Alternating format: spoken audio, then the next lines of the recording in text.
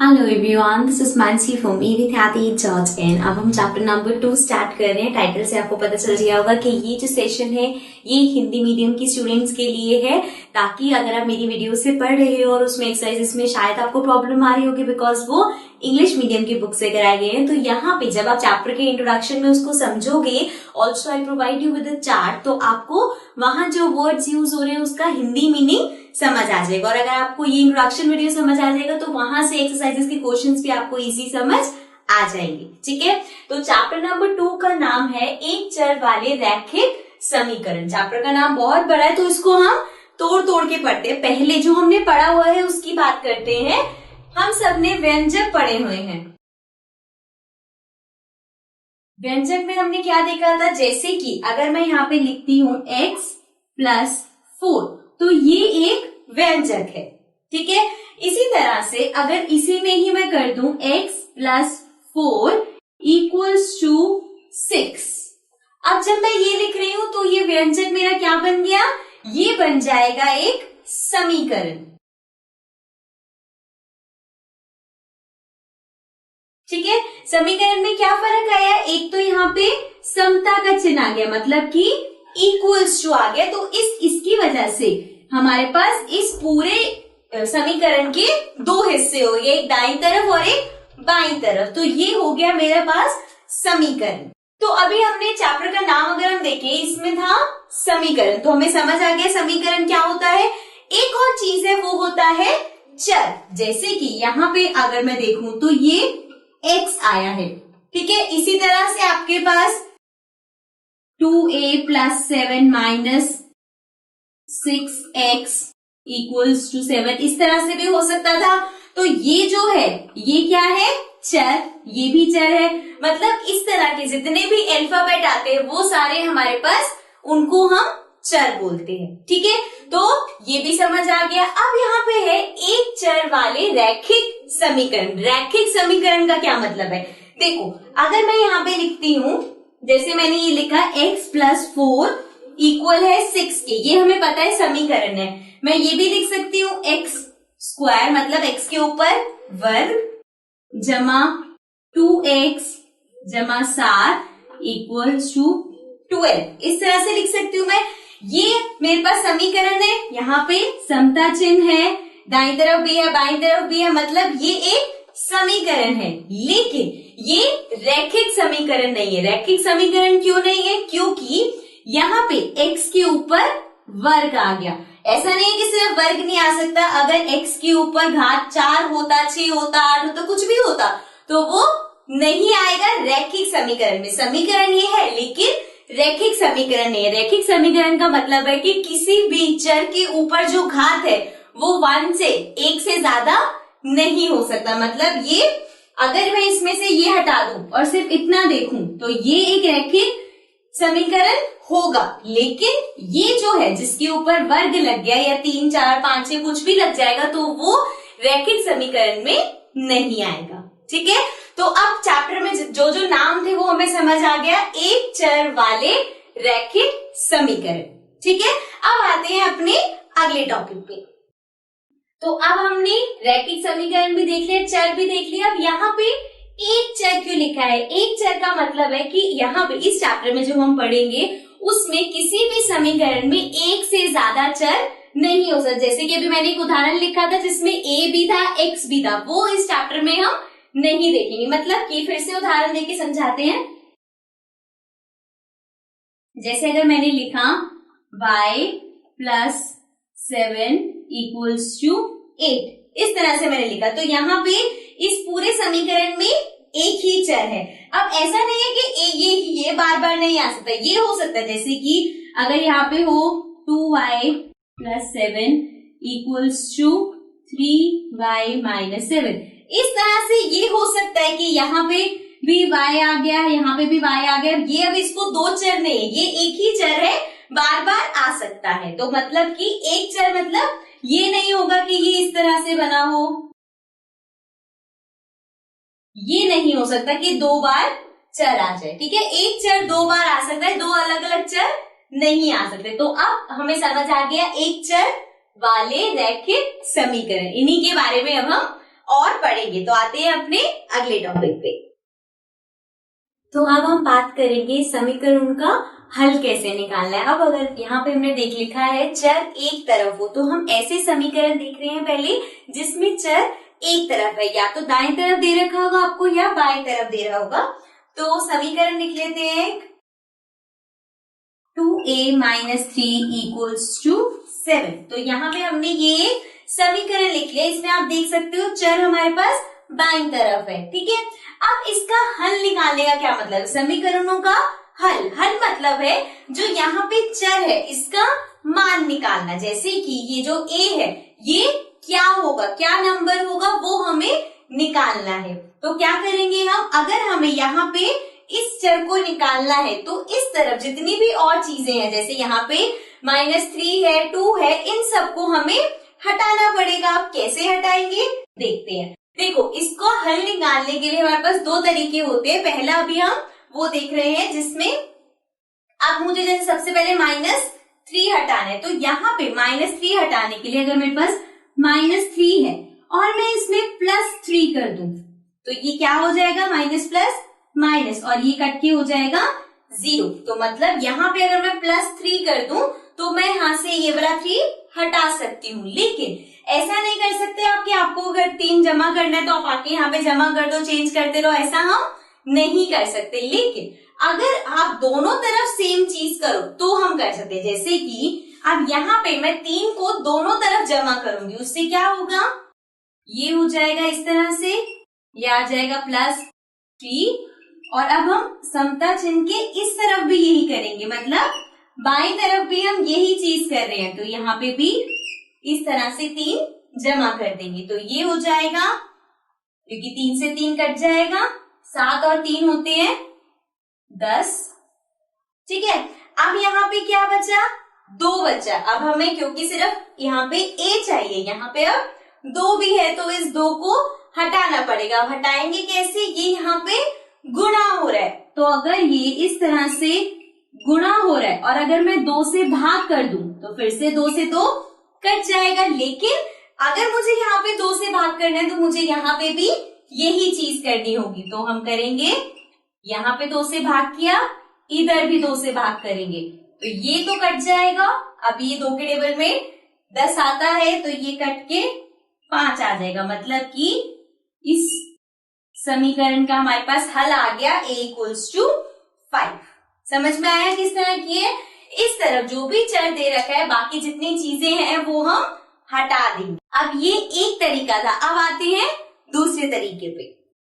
अब जो हमारे पास हल निकालने का दूसरा तरीका है उसका नाम है पक्षांतरण। अब इसमें क्या करते हैं हम, यहाँ पे जैसे कि आपके पास चर बाईं तरफ है तो चर के अलावा जितनी भी चीजें हैं वो हम दाईं तरफ भेज देंगे। पक्षांतरण का मतलब होता है एक तरफ से दूसरी तरफ भेजना, मतलब कि दाईं तरफ से बाईं तरफ भेजना या बाईं तरफ से दाईं तरफ संख्याओं को इधर उधर भेजना, तो वो होता है पक्षांतरण। अब उसमें क्या करेंगे हम, जैसे कि यहाँ पे मुझे सबसे पहले 3 को उधर भेजना है तो हम कैसे इधर भेजेंगे, यहाँ पे 3 के आगे माइनस है, अगर माइनस है तो वो उधर जाके प्लस हो जाएगा, मतलब उल्टा होगा। अगर माइनस है तो उधर जाके प्लस हो जाएगा, प्लस है तो उधर जाके माइनस हो जाएगा, गुणा हो रहा है तो उधर जाके भाग हो जाएगा, और अगर भाग हो रहा है तो उधर जाके गुणा हो जाएगा, मतलब इस तरह से उल्टा होता रहेगा। तो यहाँ पे और एक चीज का ध्यान रखना है, हमेशा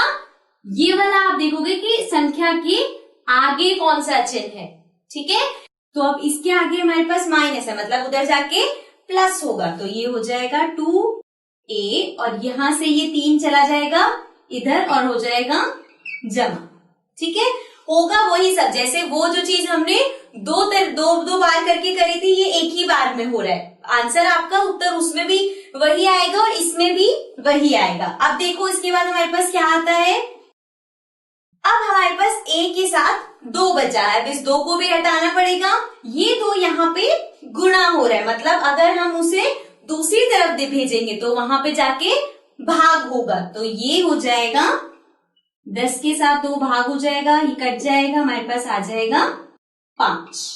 तो आपने देखा जो हमने पहले तरीके से किया और जो अब इस तरीके से किया, दोनों में उत्तर हमारे पास 5 ही रहा है। ये हम सबसे ज्यादा यूज करेंगे जब आपके पास क्वेश्चन आएंगे और वो हो सकता है प्रश्न ज्यादा लंबे हो, बड़े हो, तो हम ज्यादातर इसी का ही प्रयोग करते हैं।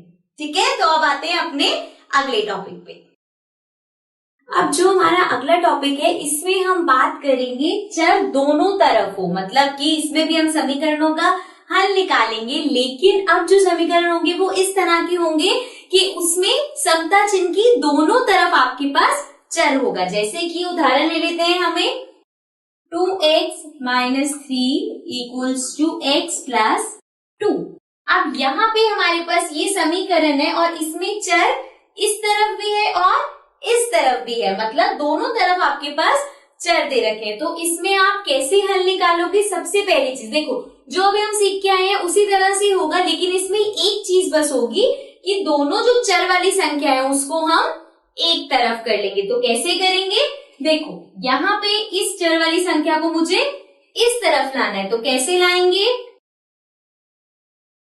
अभी हमने पढ़ा था कि अगर आपको समता चिन्ह से इधर से उधर भेजना है या उधर से इधर लाना है तो यहाँ पे क्या बदलता है? अगर यहाँ पे ये प्लस है, इसके आगे कोई चिन्ह नहीं है, मतलब ये प्लस का है, तो इसको अगर इधर लेके आने तो वो माइनस हो जाएगा, मतलब कि ये जो x है ये हो जाएगा -x। ठीक है, और यहाँ पे फिर सिर्फ 2 बच जाएगा। अब देखो, अगर मुझे खाली लेते हैं, 2 भी नहीं लेते, सिर्फ x को जमा करना है 2 के साथ, क्या आप इसको इससे जमा कर सकते हो? नहीं कर सकते हम, क्योंकि ये एक संख्या है और ये एक चर है, तो हम इन दोनों को जमा नहीं कर सकते। लेकिन अगर मेरे पास है x + 2x, अब मैं इसको जमा कर सकती हूँ क्योंकि दोनों में ही चर है। तो ये जमा कैसे होगा?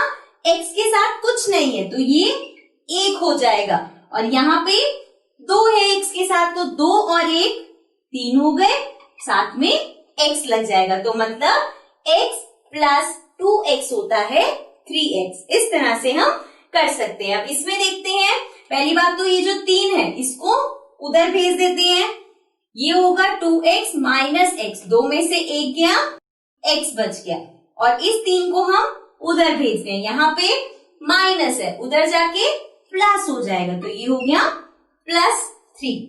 अब यहाँ पे x निकालेंगे तो 3 और 2 को जमा करेंगे तो हमारे पास आएगा 5, तो x आ गया 5। हम जितने उदाहरण ले रहे हैं उसमें ये 5 ही आ रहा है, पर ऐसा जरूरी नहीं है कि हमेशा आपके पास हल 5 ही आएगा, बट इसमें हमारे पास 5 आया है। अब ये जो आपके पास प्रश्न होंगे जिसमें चर दोनों तरफ है, वहां पे एक और चीज आ सकती है कि एक तो हल निकालो, वो हमने निकाल दिया, अब हो सकता है कि वो बोले इस हल की जांच करो। अब जांच कैसे करेंगे? मतलब कि आपको देखना है कि ये जो आपने हल निकाला है ये सही है या गलत। अब सही और गलत हम इस तरह से देख लेंगे।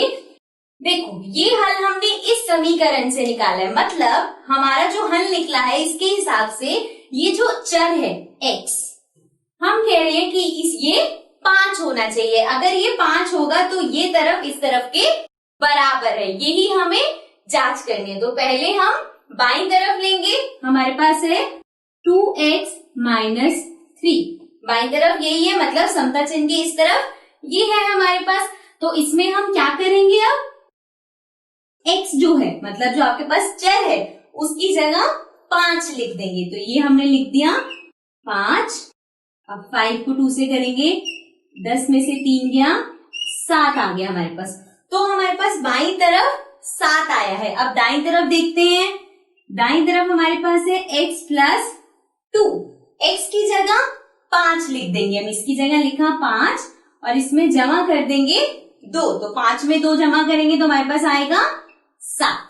तो हमने देखा कि जब बाईं तरफ में हमने x की 5 लिखा तो हमारे पास 7 आया, दाईं तरफ में भी हमने x को 5 लिखा तो 7 आया, मतलब ये दोनों बराबर है। इसका मतलब जो हमने ये 5 निकाला था ये सही है। ठीक है, समझ में आया? तो इस तरह से जिसमें चर दोनों तरफ होंगे उनमें आप क्या करोगे? सबसे पहले चर को एक तरफ ले आओगे और फिर जैसे हमने सीखा है उसका हल निकालेंगे, और अगर जांच करने को कहेंगे तो जो हमने हल निकाला है, जो आपके पास उत्तर आया है, उसको यहाँ पे चर की जगह लिख देंगे। ठीक है, अब आते हैं अपने अगले टॉपिक पे। अब हम बात करने जा रहे हैं वज्र गुणन की। अब इसमें क्या होता है, अगर आपके पास समीकरण भिन्न की तरह है, जैसे कि आपके पास अंश भी दे रखा है, हर भी दे रखा है, अब उस समीकरणों का हम कैसे हल निकालते हैं वो देखते हैं। तो एक उदाहरण ले लेते हैं हम। एक हमारे पास है x+1 2x+3 और सामने है 3/8। अब यहाँ पे आप देखोगे ये दोनों भिन्न में है, तो इसको कैसे हम करेंगे, वज्र गुणन के हिसाब से। इसमें हम क्या करते हैं, इस तरह से गुणन करते हैं। गुणन कैसे होगा, मतलब ये जो 8 है उसका गुणन होगा इससे, और जो ये 3 है इसका गुणन होगा इससे। तो किस तरह से लिखेंगे इसको हम, पहले यहाँ पे लिखते हैं 8 और इसका गुणन करना है x+1 से, और समता के इस तरफ हमारे पास है 3, इसका गुणन करना है 2x+3 से। अभी कैसे होगा, 8 को x से करेंगे, 8 को 1 से करेंगे, इसी तरह से करते हैं। 8 को 1 से करेंगे ये आएगा 8x, प्लस 8 को 1 से करेंगे 8 आएगा।